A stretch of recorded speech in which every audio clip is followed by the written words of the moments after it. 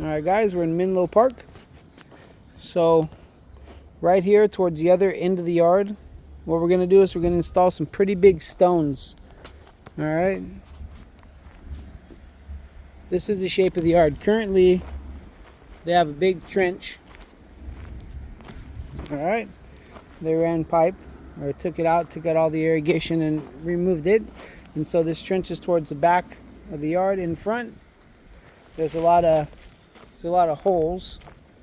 Okay, so we're going to shift this dirt around towards the back of the yard. Once the irrigation is done, somewhere down there by that tree down there, we can scatter the dirt around so there won't be any dumping fees associated, and we won't need to do any type of removals.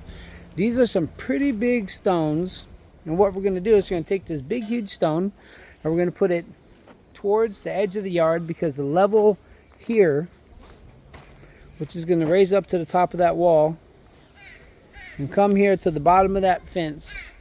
To make it as level as possible, I would suggest that we match this standard American wood retaining wall and put one more board towards the bottom so that we could reach an even and symmetrical flat level. If you guys think you can get it from the very beginning, go ahead and use your levels and see what that percentage drop is like. It looks right now to be at roughly a 1/2 inch to a 1% slope towards the back of the house. Like I said, this is where the stepping stone is going to be.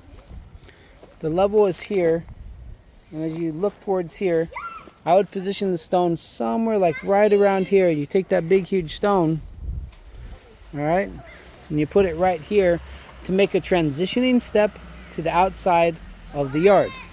The redwood tree on the opposite side of the yard, and there's already concrete here for the stone. Look at, we got lucky for that.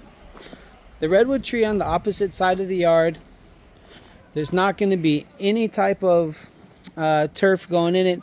We're going to put a ring around. We're going to create a flex border and keep this tree sanctioned off so it's its own little area. And later on they'll put some red mulch. If we could bring it at the time of the install, that'd be fantastic. But mainly our goal here is to check the levels, check the excavation, check the depth needed to do the job. Right down there we may have to add a board. It's just standard American wood. It may have like a clear dye on it, a clear stain I mean.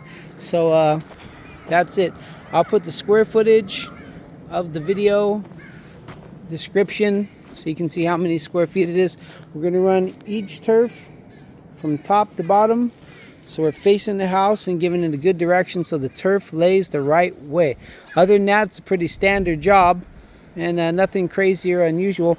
The dirt is extremely soft, so if you can pack this dirt, seeing as how most of this has probably been tilled up, you'll probably notice that it drops a 1/2 inch extra.